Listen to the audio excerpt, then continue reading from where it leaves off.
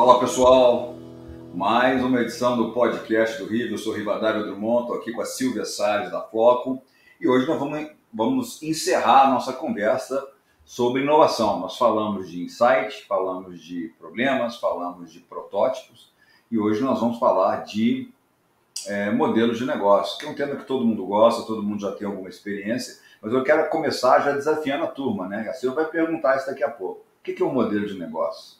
Como é que isso é diferente de estratégia? Bem-vinda, Silvia. Obrigado. Obrigada, Riva. Oi, pessoal. Muito bom estar aqui para fechar esse ciclo, então, sobre Eu estou aqui inovação. porque estou me obrigando, Silvia. O quê? Eu estou aqui porque você está me Ah, obrigando. sim. Pois é, eu sei. Eu estou me sentindo muito poderosa de conseguir, assim, uma aula Super exclusiva. poderosa, né? Ficar aqui uma hora gravando um podcast. Vamos Pois lá. é. Mas Afinal, é podcast ou videocast? a gente, no caso, vai ter os dois formatos, né? Quem quiser pode nos assistir em vídeo, quem quiser pode nos assistir em áudio.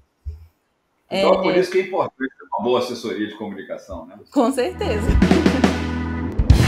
Mas, Ri, você já tocou num ponto que é justamente por onde eu queria começar, porque no seu livro você tem realmente um cuidado muito grande em definir e descrever, né, o modelo de negócio, business models, além de diferenciar de estratégia. E eu acho que é uma coisa que, em geral, as pessoas têm muita confusão. Até para mim, né, eu aprendi com você, mas para mim não era claro antes que os dois eram coisas diferentes, né? Então, como é que é isso? Você pode falar mais sobre isso? Eu acho que a literatura e a pesquisa em modelo de negócio, ela tem um caráter aí mais, tem uma perspectiva, desculpa, mais recente, né? A gente Uhum. começou a falar, a se aprofundar na discussão de modelos de negócio tem 10, 15 anos. Não é um negócio mais longevo, né, como estratégia, etc. Mas para a gente ajudar quem está ouvindo, nós definimos inovação como gestão em cenários de incerteza, né? Mostramos que a gestão empreendedora da inovação é focada na incerteza e que no dia a dia da companhia eu estou mais focado na gestão tradicional, focado na eficiência. Então, eu preciso aprender que eu tenho que entender que tipo de problema que eu estou enfrentando para poder escolher a caixa de ferramentas. Eu estou enfrentando um problema de relativa certeza e linearidade, então gestão tradicional. Eu estou enfrentando um problema de altíssimo grau de incerteza, então a gestão empreendedora é o que a gente está discutindo aqui. Então falamos de gerar insights, encontrar problemas monetizáveis que vale a pena ser resolvidos, prototipar, né, experimentar. E agora vamos falar de modelo de negócio. Não podemos esquecer que para todas as etapas tem que ter a validação do cliente. O cliente tem que estar envolvido em todas as etapas. Cliente, prospect, suspect. Ah, mas eu acho que é legal. Não interessa o que você acha. Se você não tem validação do cliente, nós não vamos prosseguir. A ideia de inovação enxuta é que a gente possa ter a validação para prosseguir e assim economizar recursos escassos, humanos, materiais, financeiros, infraestrutura, etc, etc. Então, voltando aqui na sua pergunta sobre a inovação e modelo de negócio, na última década no Brasil virou super bacaninha fazer workshop de modelo de negócio. Todo mundo fez um cursinho, todo mundo já viu o Business Model Canvas, né, o Canvas do modelo de negócio, aquela coisa toda. E isso é legal, né? Só que a gente tem que entender uma coisa importante aqui, que é o seguinte: se você o seu protótipo não foi validado pelo cliente, se não há validação pelo cliente, nem pense em trabalhar o modelo de negócio. Você não tem o que trabalhar no modelo de negócio.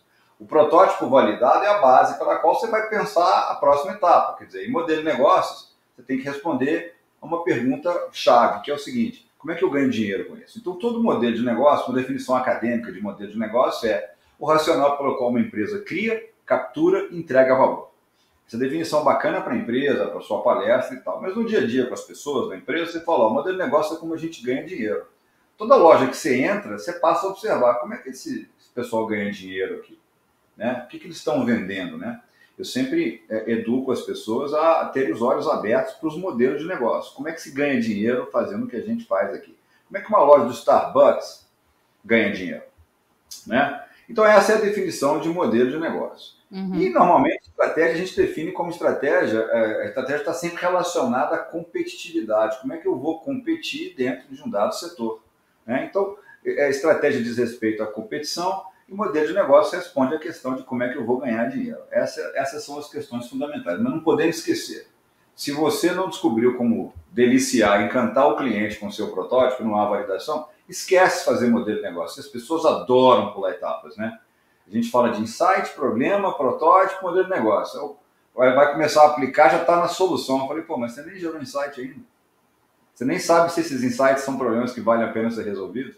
Como é que já está resolvendo o problema? Então as pessoas tendem a pular para o protótipo e muitas vezes fazem mal feito e já pulam para o modelo de negócio. Aí realmente as chances de fracasso são muito maiores. Uhum. E por que você acha que teve essa febre toda, né? Ou tem ainda em relação ao modelo de negócio, né? Porque realmente ficou algo muito falado, uma tecla que estão batendo muito. Por que essa fascinação das pessoas por isso? Eu acho que tem um mérito que tem que ser reconhecido, né? Que embora a literatura discutia modelos de negócios há um tempo, teve um aluno de doutorado, hoje um consultor muito famoso, chamado Alexander Osterwalder. Uhum. E o Alexander Osterwalder, eu li a tese de doutorado dele, né? Eu fui à fonte, li a tese, uma tese muito interessante sobre ontologias em modelos de negócios, né? Eu até tenho que recuperar o título agora.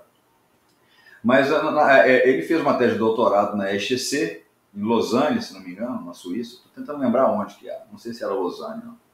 Na qual ele teve o trabalho e a competência acadêmica de investigar tudo que foi publicado na literatura acadêmica sobre modelos de negócios e reavaliar, né? Então, o que a gente sabia ali naquele momento?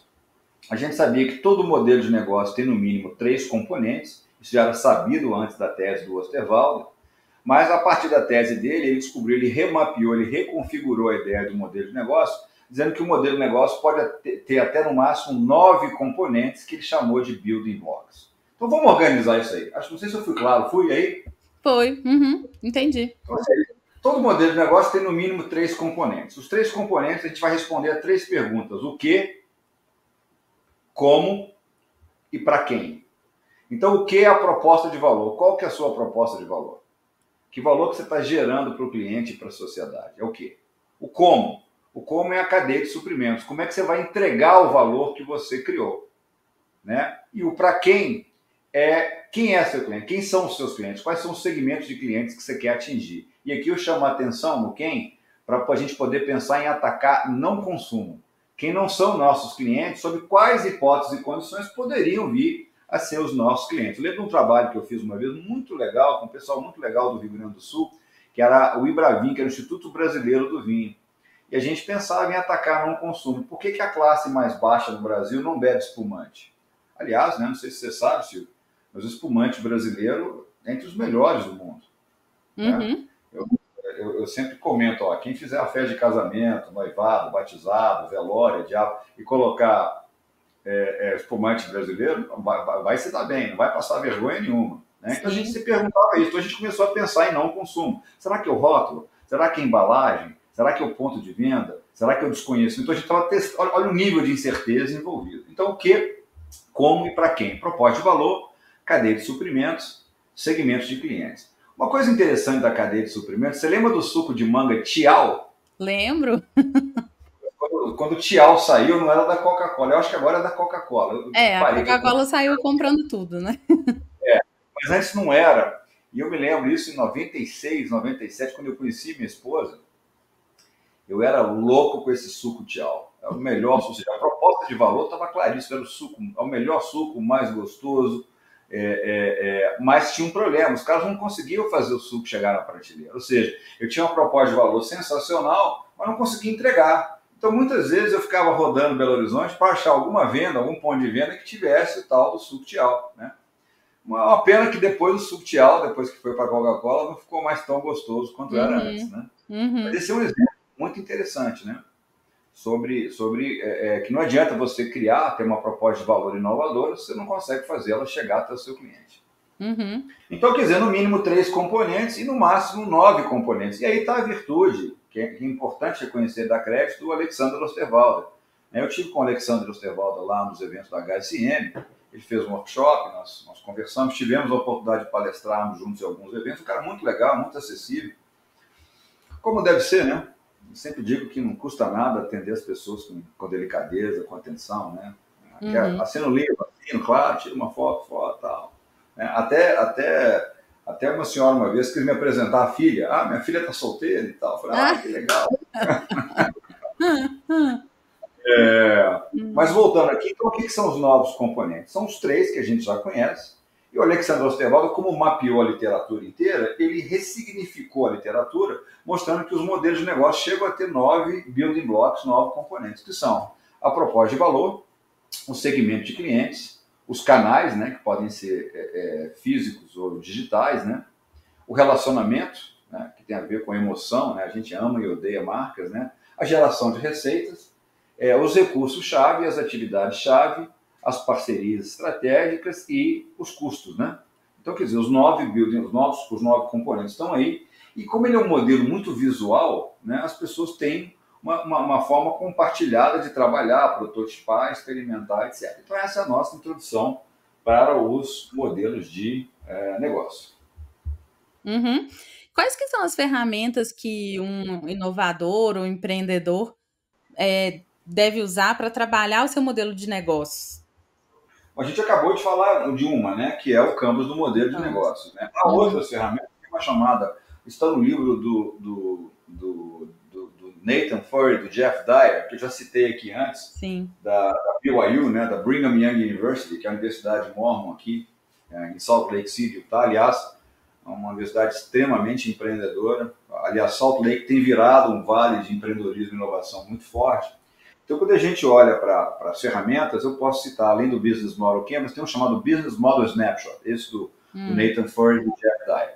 O Business Model Snapshot, eu acho que ele é muito simples de usar, muito fácil, mas eu acho que normalmente ele é mais adequado para usuários mais experientes. Né? Eu acho que a pessoa que não tem muita experiência com o Business Model Canvas não deve pular direto para o Business Model Snapshot.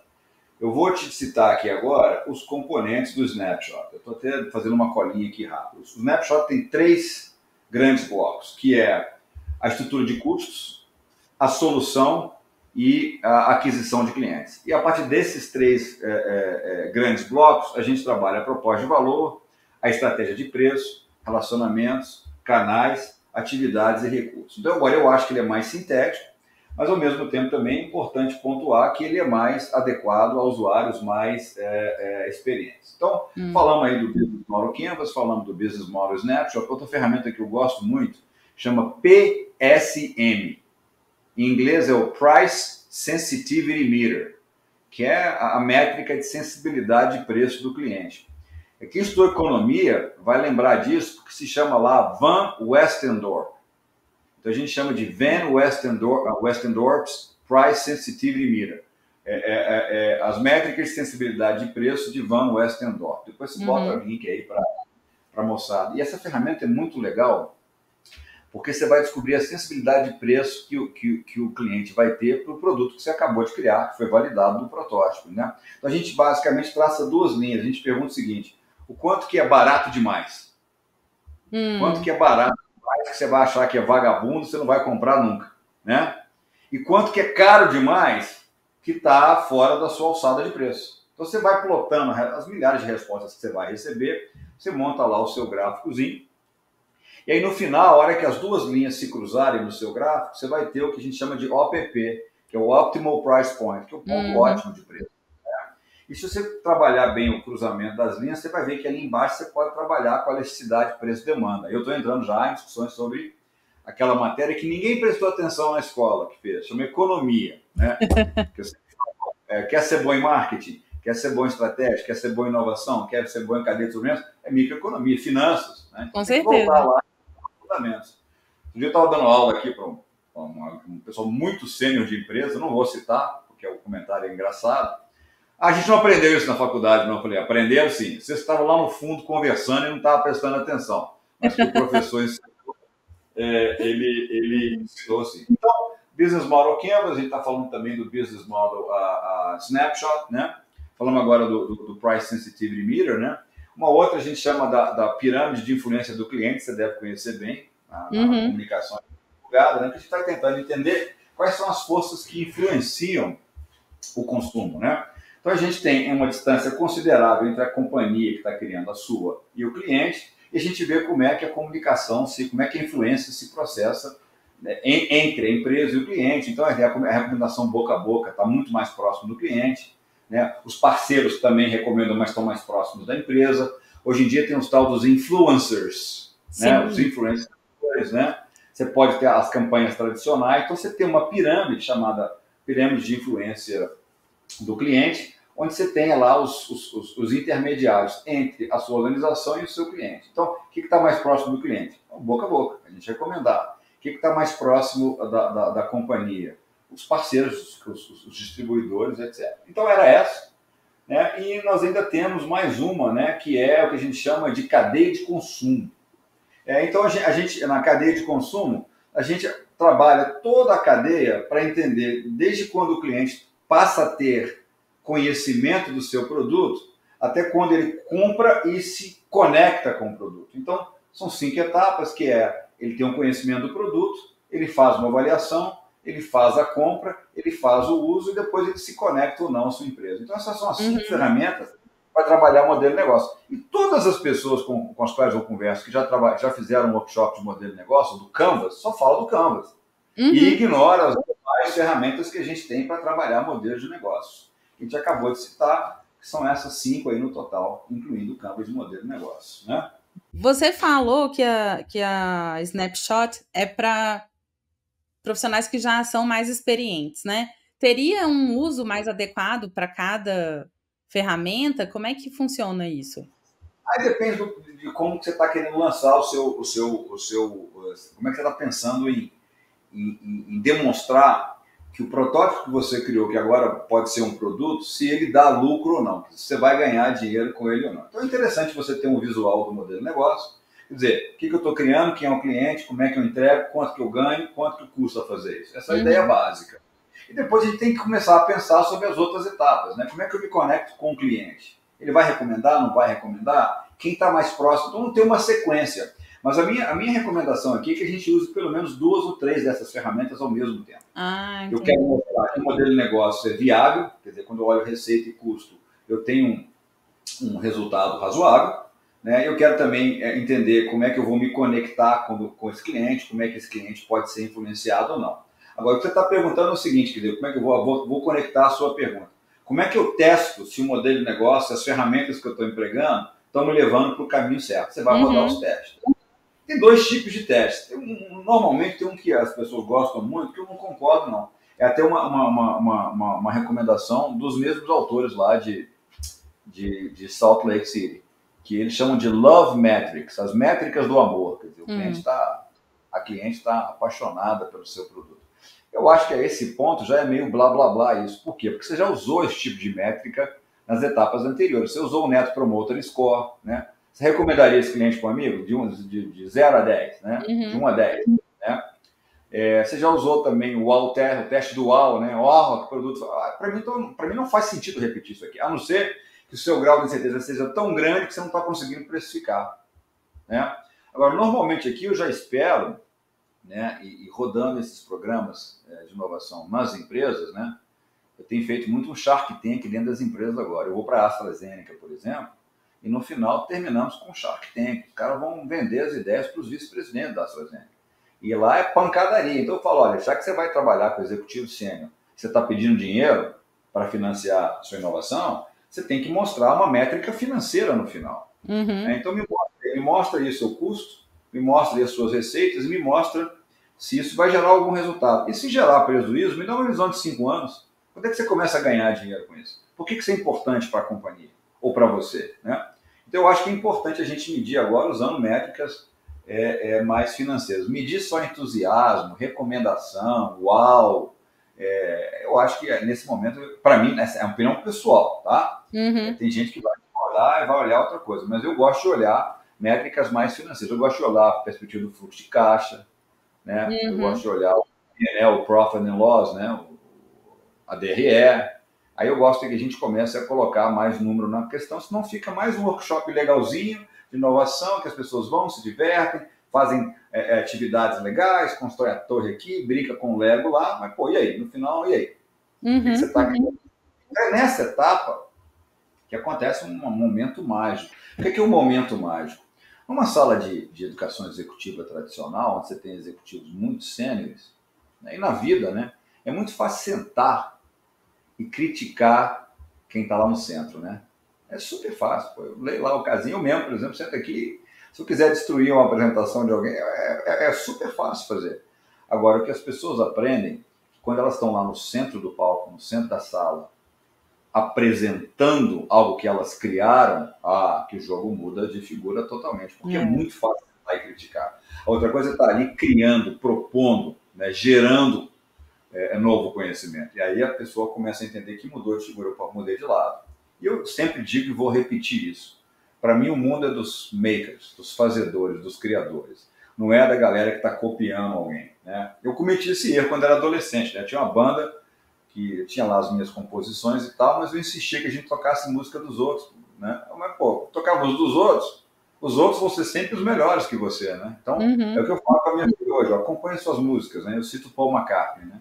Paul McCartney fala que você só vira um compositor depois que você escreve 100 músicas, você compõe 100 músicas. Então eu falo com a minha filha, como é que estamos aí na escala das 100 músicas do McCartney? Então ser criador é que é transformador. As suas possibilidades de ganho são muito maiores do lado do criador. Agora, se prepare para a pancadaria de crítica que você vai receber. Natural, muita gente vai resistir. Todo mundo é a favor de mudança, desde que não chegue na vida dela, né? Daquela pessoa que é a mudança. É por isso que a gente começa o regime toda segunda-feira. Segunda-feira começa o regime e acaba segunda tarde. Mudar é muito difícil. Então, quando você está criando, você está propondo mudanças na forma de consumir, na forma de usar um produto, na forma de encarar como as organizações funcionam. Então, se prepare, porque você vai receber críticas. As pessoas vão ser muito severas.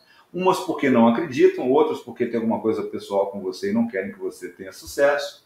E você tem que aprender a conviver com todo esse tipo de coisa ao final, quando você está do lado do criador, dos makers, né, dos fazedores. Eu até já imagino, né, assim, qual pode ser uma das suas respostas, mas eu ia perguntar vou perguntar sobre os resultados esperados quando você testa o modelo de negócio. Imagino que um deles seja o fracasso. Isso, é claro, em todas as etapas, o fracasso inteligente, a gente chama de pivotagem, né, ela acontece. Então, se não deu certo, se o modelo de negócio não é viável, você tem que fazer o pivot. Pivot para onde? Eu posso fazer o pivot para o próprio modelo de negócio e repensar o modelo de negócio. Eu posso fazer o pivot, a pivotagem, para protótipo e refazer o produto.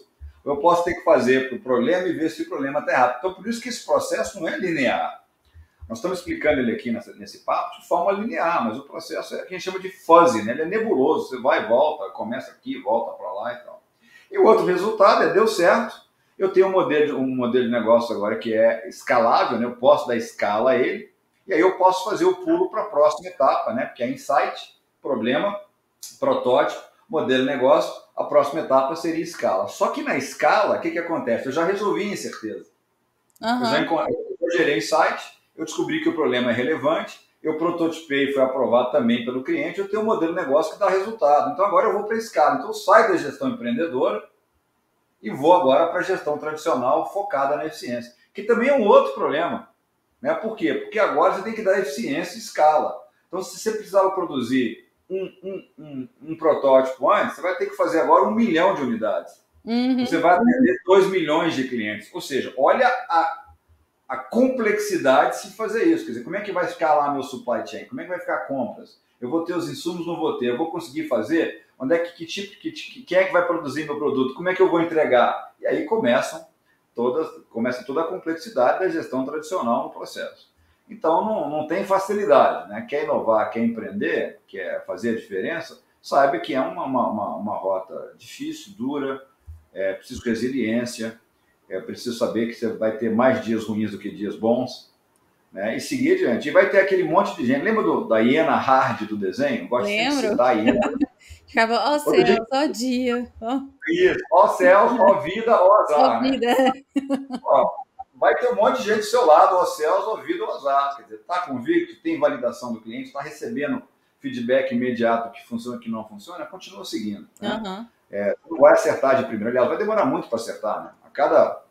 No Shark Tank, a cada 20 propostas que eu tenho, 1 ou 2 recebem dinheiro para prosseguir. As outras 18 ou voltam para a prancheta para aplicar o processo de novo, ou são abortadas e ninguém volta mais nela. Né? Então, não é assim que funciona, não.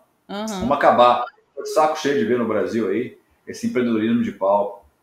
palestrante de palco lá, tudo bacana, tudo lindo e tal. Vem para a empresa fazer, cara, que é outro papo. Não suporto mais uma palestra de felicidade. Que conselho que você daria, Riva, para empreendedores, inovadores que estão aí querendo se aventurar? Eu acho que é preciso se informar, entender minimamente como é que as coisas funcionam, é preciso ler, né? Preciso ter um processo para trabalhar e depois a execução. É tentativa e fracasso o tempo inteiro. Né? Vamos tentar, vamos fracassar e vamos ver, vamos obter validação do que funciona e do que não funciona e vamos prosseguir. O que não dá é para ficar aqui só no mundo das ideias, das palavras bonitinhas, das palestrinhas e tal. Em algum momento você tem que colocar a mão na massa e começar a aplicar. O que eu percebo nesses workshops todos? Né? Esse final de semana estou indo mais uma vez para Guadalajara, no México. Semana que vem estou no Brasil. Tem Madrid pela frente também, para fazer a mesma coisa, ajudar as empresas a aplicar. Então, o que eu percebo? Quando você reúne na sala esse grupo de executivos, né, ou de empreendedores, você tem gente inteligente. Os caras são absolutamente inteligentes. Tudo que ensinar ali e falar, eles vão compreender aqui na cabeça, do ponto de vista teórico. Então, não é ciência de fazer foguete, né? Nem teoria musical. As pessoas entendem, são inteligentes, conseguem rapidamente entender o que eu estou falando, aprendem o modelo, sabem replicar, mas o que muda realmente é a aplicação. Aí, quer dizer, eu falo, beleza, entendemos tudo, fizemos aqui os estudos de caso, debatemos, vocês perguntaram, viram isso aqui, beleza, agora vamos aplicar? Vamos. Aí eu vou embora. Aí eu fico à disposição para acompanhar a execução. Aí que as dúvidas começam. Eu fui fazer aqui um smoke test, não deu certo. Eu falava, peraí, o que você fez? Vamos fazer o checklist? Não fiz isso aqui, corrige. Eu estou com esse resultado aqui. Falei, mas você não tem resultado financeiro para mostrar, você vai apanhar. Então, a hora que ele vai aplicar é que realmente o aprendizado efetivo acontece. Né? Então, assim, eu sempre falo para os RHs que me ligam, eu queria uma palestra sua. Eu faço. É ótimo ganhar seu dinheiro. Cobrar caro, 45 minutos, 50 minutos, é coisa que eu já faço, eu não preciso nem de ler nada, eu vou falando. Mas se você quer mudar comportamento, sim. Palestra não muda comportamento. Palestra pode, no máximo, quando for bom, inspirar as pessoas. Mas o que muda comportamento é experiência. Não adianta. Então, você quer mudar comportamento na sua organização, tem que ter alguém que saiba, que conheça os conceitos, as teorias, mas que bote o pessoal para aplicar e experimentar. E depois que o pessoal reavalie o que aconteceu. É o que eu chamo na educação de saber, fazer, ser. Saber é aprender coisas novas, novos conceitos, novas teorias. Fazer é aplicar aquilo que acabamos de aprender ou de ensinar. E ao final ser, eu vou parar para ver, olha, eu aprendi, apliquei, isso mudou minha visão de mundo, isso mudou minha experiência. Né? Então eu acho que é importante a gente colocar a execução, a experimentação como fator fundamental. Palestrinha, workshopzinho legal, que tem cerveja, pode ter cerveja, não tem problema não, eu também gosto de tomar uma cerveja, não tem nenhum problema. Agora, o que você quer ao final?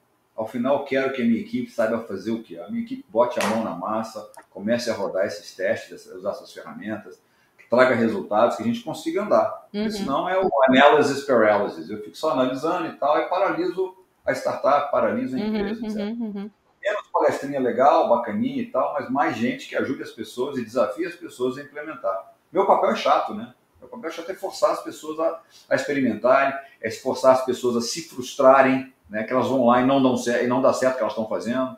Elas recebem críticas pesadas, né? Eu falo que muitas vezes no Shark Tank dessas grandes multinacionais, eu sou o cara mais leve. E quem foi meu aluno sabe que eu sou um cara duro, né? Claro, duro no campo das ideias, das propostas. Eu sempre repito a máxima, né? Duro com problemas, suave com gente. Atacamos problemas e não pessoas, mas sou duro. Eu sou o cara mais light, eu sou o cara legal. É como se eu fosse eu. Eu não sou o Simon Cowell do American Idol. Os outros fazem esse papel de ser. Eu falo, peraí, mas como é que isso funciona? E tal. Mas como é que você vai trazer suprimentos para isso acontecer? E onde é que você vai vender isso? Então, quer dizer, quanto é que custa? Aí começam as perguntas de gente que cresceu no campo e sabe que não há nada mais prático que uma boa teoria. Teoria que a gente vai aplicar para ter resultado, aquela coisa. Muito bom. E Riva, para a gente fechar, eu não acredito que eu vou falar isso num podcast, mas vamos fechar com o caso do saquinho de cocô e xixi? Legal, pois é. Quando eu estava dando aula em escolas de negócios, são escolas de negócios, que eu não estou focado na educação executiva e nem na empresa, né? A empresa me contrata, ou a startup, a gente tem um objetivo, né? Vamos fazer as coisas acontecerem. No treinamento, não. No treinamento, eu tenho que pensar em formas muito interessantes de colocar os caras para experimentarem o que eles aprenderam. Então, na Austrália, se não me engano, em 2012, eu fui dar aula na UTS, que é University of Technology Sydney. Que, aliás, não sei se já falei disso aqui, mas vou repetir. O prédio foi a arquitetura do Frank Gehry, o canadense. Para mim, um gênio, que fez o Guggenheim, né? Sim. E é interessante que a gente chega de fora, minha filha estava comigo, era pequenininha, a gente estava no centro de Sydney, ela viu o prédio e falou, nossa, que prédio horroroso. E realmente, por fora, o prédio não é legal, não. Mas por dentro, o Frank Gehry criou um negócio fundamental, que ele criou a arquitetura para que as pessoas se encontrem fisicamente. Então, elas se encontram, e o que é a ideia deles? As pessoas vão conversar, vão compartilhar conhecimento, enfim, esse é o espírito da universidade. Então, eu estava lá, e eu fui a um shopping com a minha filha. Essa história também é legal, porque ela tinha visitado um animal kiwi no zoológico lá, ou não sei onde é que foi isso. E aí a gente, 3 anos depois saímos, fomos para um shopping, eu falei com a minha mulher, que suco você quer? Eu falei, ela falou, pega kiwi, qualquer coisa. Quando eu voltei, a minha filha perguntou, que suco é esse? Eu tomando o suco. Parece um suco de kiwi. Ela começou a chorar, achando que a gente tinha matado o kiwi e colocado dentro do suco. Mas voltando aqui ao assunto, nesse shopping eu visitei uma loja da Oxfam. A Oxfam é uma ONG, né? uma auxílio, pelos termos atuais do Brasil, né? Uma organização da sociedade civil de interesse público. E eu comecei a ver vários produtos da Oxfam extremamente interessantes, mas muito focados ao combate da desigualdade e da pobreza. Eu acho que nenhum país pode crescer sem encarar a desigualdade. Né? O Brasil não entendeu isso ainda, eu sempre falo isso para as pessoas. Né? Acha que pobre tem que ficar pobre? É ruim para todo mundo. Se você não entendeu pelo aspecto humano, eu vou te falar no aspecto econômico. Né? Você vai entender porque tem um cara com um revólver na sua cabeça no sinal de trânsito. Isso chama desigualdade, gera violência e tal. Mas a Oxfam é muito focada na desigualdade, e eu vi lá o Pee-Poo Bag, que é o que você falou, o saquinho do cocô e do xixi. Eu fui entender o que era, e eu vi lá que o Pee-Poo Bag era levado para favelas, para regiões muito pobres e para regiões de catástrofes, maremoto, terremoto. Eu me lembro que foi usado lá na Tailândia. Eu estive na Tailândia após o tsunami, né? Um negócio assustador, você sabe o que é. Eu tive amigos que foram ajuda humanitária no Haiti, depois do terremoto. E as pessoas relatam uma situação que você não tem acesso, né? Só quem viveu, me falaram assim, um oficial do exército, olha, você chega lá, no dia seguinte ao terremoto, as pessoas não conseguem se localizar, porque elas não sabem onde é que está a rua delas, mãe. Nossa, E aí o que acontece numa catástrofe dessas? Que as pessoas começam a urinar em tudo quanto é lugar. Ele falou, a urina até que não tem tanto problema, né? A urina de uma pessoa normal, saudável, não é contaminada, mas as fezes são. Então, o que é a ideia do saquinho do cocô e do xixi? É o seguinte, você distribui para as pessoas, né, para cada família, X saquinhos por semana, ele tem ureia dentro e é suficiente para que a pessoa urine e defeque ali. Depois você fecha o saquinho, ele é biodegradável, aquela coisa toda. Então, o que é o desafio? Eu trouxe um desafio mundial, que era pedir aos participantes o seguinte, esse produto está aprovado, o protótipo está aprovado, só que tem um problema. Ele custa X centavos de dólar, mas quem precisa usar e pode pagar, não tem condições de pagar isso. Então, como é que eu viabilizo um modelo de negócio? Eu até faço uma brincadeira, eu falo, como é que você ganha dinheiro com essa merda? Né? How do you make money with this shit? As pessoas entenderam o que elas têm que fazer. Elas têm que prototipar modelos de negócio para mostrar que aquilo é viável. E no Brasil, assim, eu sempre critico muitas coisas no Brasil, que é tudo julgado para o governo, né? A gente acha que o governo tem que resolver tudo e tal. Eu falo, olha, vamos tentar, tudo bem, é uma possibilidade, mas vamos tentar ser um pouco mais criativo e criar protótipos diferentes de modelos de negócio. Aí as pessoas vêm, muitas vezes, com ideias muito legais, assim, né? Eu me lembro de turmas de alunos lá do MBA, da Fundação Dom Cabral, por exemplo, que vinham com a ideia de compensação por crédito de carbono, né? Eu vi alunos em Hong Kong pensando em criar o selo da responsabilidade cidadã, alguma coisa nesse sentido. E vi uns alunos muito engraçados aqui nos Estados Unidos, já sênior de MBA executivo, que queriam colocar no saquinho do cocô e do xixi a foto do político favorito. Então, assim, tem muita gente. Então, as pessoas, quando estimuladas, ao fazimento, após a fase de aprendizado sobre o que estão fazendo, produzem resultados fantásticos. O que não dá é para ir fazer sem entender como funciona. Né? Eu chamo de bostejo, é a bostejação. Não, agora, quando o sujeito aprendeu, ele vai lá e aplica, o processo de aprendizado é fabuloso, é fantástico. Essa é a dinâmica do saquinho, do cocô e do xixi. E tem tantas outras que eu coloco para as pessoas aprenderem a trabalhar com modelos de negócio. Não, é muito bacana, muito interessante. Riva, então, a gente está fechando aqui um ciclo dentro do podcast, né, falando sobre inovação, mas o podcast continua. Sobre o que a gente vai falar na próxima conversa? Eu tenho feito alguns posts recentemente, a partir de interações com as pessoas, aí no Brasil principalmente. Manda e-mail, manda mensagem via LinkedIn. Eu não sou muito ativo lá no Instagram, não. Mas o LinkedIn eu sempre respondo às pessoas e tal. E tem muita gente interessada em falar de carreira internacional. Como é que você constrói uma carreira internacional? E eu brinco. Isso é sorte. Eu tive sorte. Cheguei aqui porque eu tive sorte e Deus apontou o dedo para mim e falou, esse é o cara, this is the man. Sim. Então, a primeira coisa para falar de carreira internacional é acabar com essas histórias, né? Fulana deu sorte. Né? Não existe isso.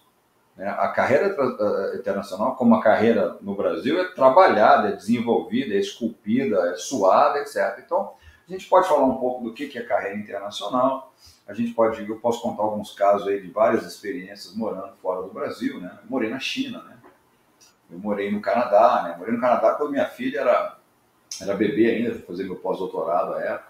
Hoje trabalho nos Estados Unidos, já vinha trabalhando aqui há mais tempo, mas trabalho aqui, costumo trabalhar na Europa também. Então tem uma agenda bacana. Eu costumo brincar que quem acha que viajar é legal é só quem não viaja, né?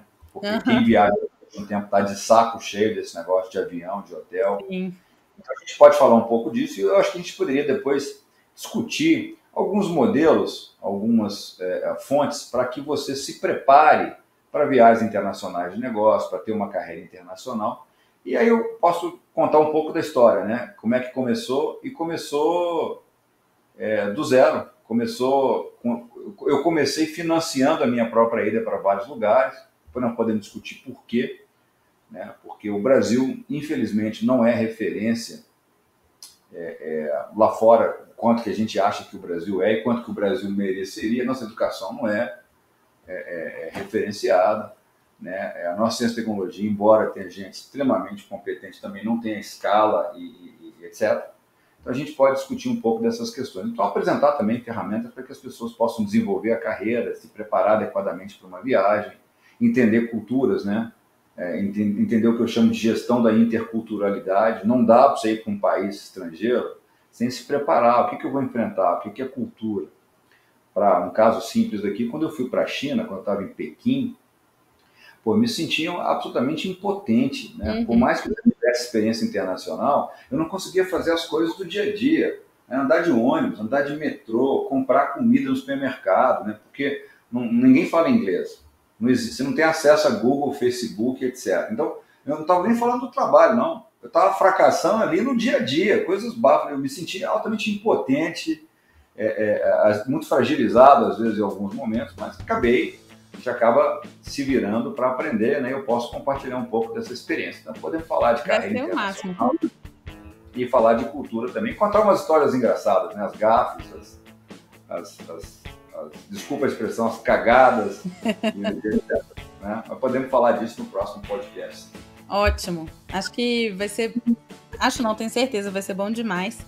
Então, pessoal, fiquem ligados aí. Então, beleza. Valeu, galera. Obrigado, Silvia. Obrigada a você. Até a próxima.